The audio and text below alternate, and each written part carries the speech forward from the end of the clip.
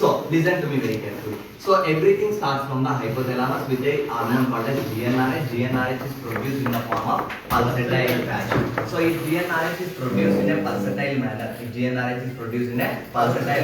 it will stimulate the production of FSH. FSH will go and act upon the granulosa cell.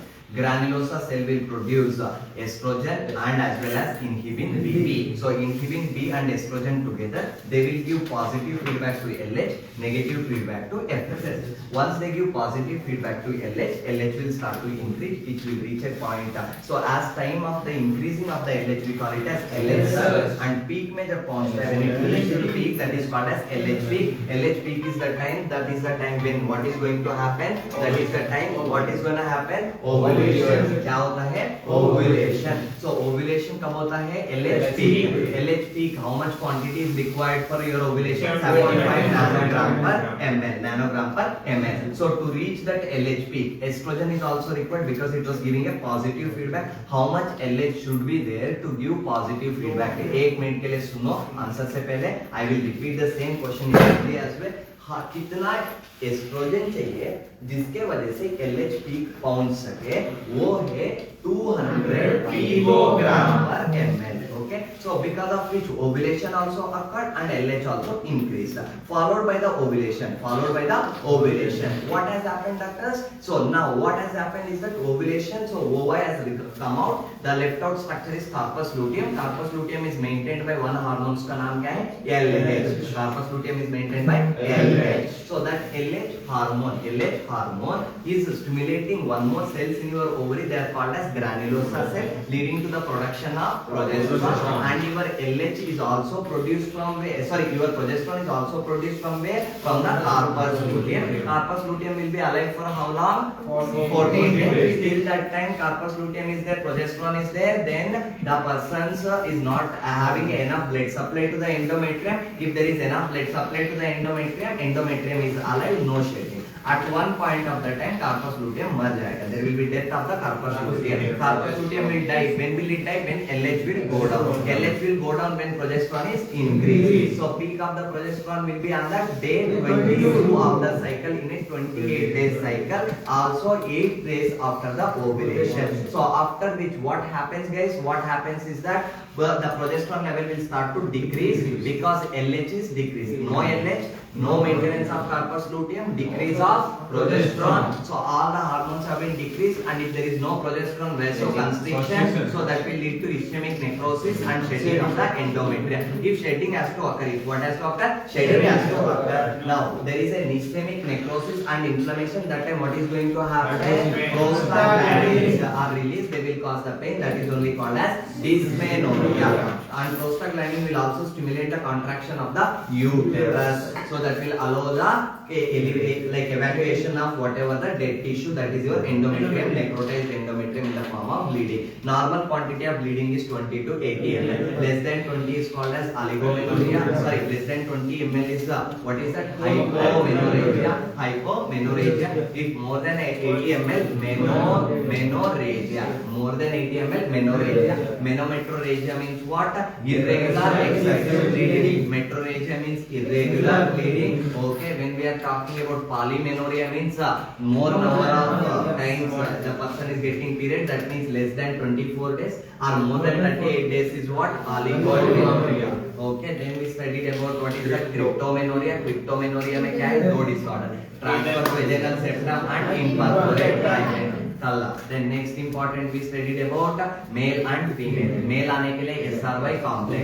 SRY complex नहीं है, female. Male बनने के लिए SRY is there, testis will come. Testis will have two cells. Sertoli lady. Sertoli will produce Mullerian inhibiting hormone. सुनिए, Mullerian inhibiting hormone. So Mullerian inhibiting hormone करता क्या है? It will inhibit somebody. What is that? That is your which one? Mullerian duct. If Mullerian duct is inhibited, so Wolffian duct will develop from the testosterone which is coming from the lady cell. So basically urogenital sinus will form the male external genitalia from 1,5-DTH and Wolffian duct will form the male internal genitalia from the testosterone itself. Clear everybody? We'll talk about female. In the female, what exactly is there? There is no testis, no SRY complex. So if there is no testis, no development of Wolffian duct, and there is no production of Mullerian inhibiting hormone. So if no Mullerian inhibiting hormone, Mullerian will develop Mullerian duct will form female internal genitalia. क्या बनाएगा? Female internal genitalia and female external genitalia and up lower 1/3 of vagina comes from urogenital sinus. Urogenital sinus. So basically urogenital sinus is standing like this. Okay. So if he gets testosterone, he will become male. If there is no testosterone, no any hormone, he will become female. So female बनने के लिए do you require anything? Nothing is needed. That is why universal gender is female. Universal gender is female. Anywhere extra X chromosome, more than one X chromosome will create what? Bar body. So we studied about the chromosomes के बारे में. Anywhere more than one X chromosome will create a bar body. So anywhere extra copies of X chromosome, उसके अंदर एक ही X chromosome काम करता है, बचा हुआ सारा bar body. Klinefelter के अंदर male होगा, male is there, but X Y.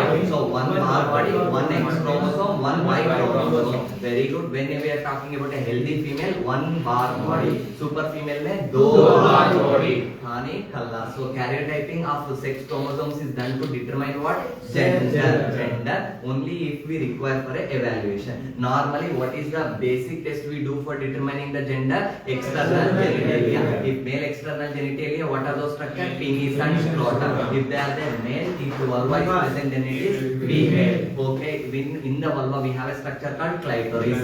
So clitoris के अलावा two other structure, labia majora, labia minora. Very good. When we are talking about clitoris is analogous to glans penis in the male. Both of these structure have a high quantity of nerve endings.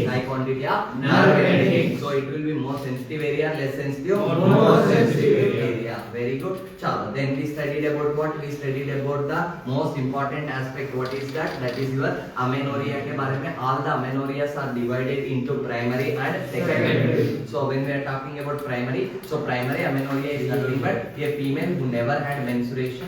Even after 16 years of age, if he does not get the period, मतलब if the female does not get menarche even after 16 years, that is only called as primary amenorrhea. So secondary amenorrhea, we will come to that, but first we discussed about physiological secondary amenorrhea. Physiological secondary amenorrhea two times. One of them is pregnancy, followed by pregnancy. What is there? Lactation. So during the full time of pregnancy and lactation, basically, does this female have exposure to estrogen or no? No, because less content of estrogen. Rather, during full time of pregnancy, which hormone is more? Progesterone. Now, let's come back to pregnancy time. Pregnancy ka time pe what is going to happen? You have one hormone called as beta HCG. Beta HCG will keep which structure alive? Corpus luteum. As long as corpus luteum is alive, that is going to produce the progesterone. So progesterone is present means it will maintain the blood supply to the endometrium and it will support the endometrium and cause the vasodilation. So no shedding of the endometrium. That is why during the 9 months of pregnancy, progesterone is there, no periods.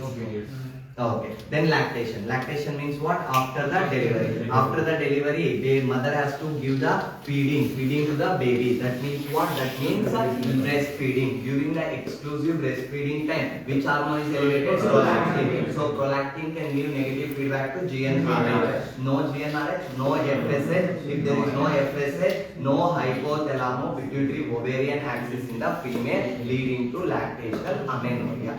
Clear हो गया? Now let's come back and discuss about the next point. What exactly is that next important point is that any female or any male, if they have a elevated level of prolactin, elevated level of what? Prolactin. In conditions such as prolactin. So in the female, HPO axis is blocked. In the male, hypothalamo pituitary testicular axis is blocked, because of which in female no ovulation, in male there is no sperm formation. So because of which anyway if there is more prolactin, infertility. Chalo, with this much being said, all the important aspects of endocrine system for female is done. Okay? Chalo, thank you so much.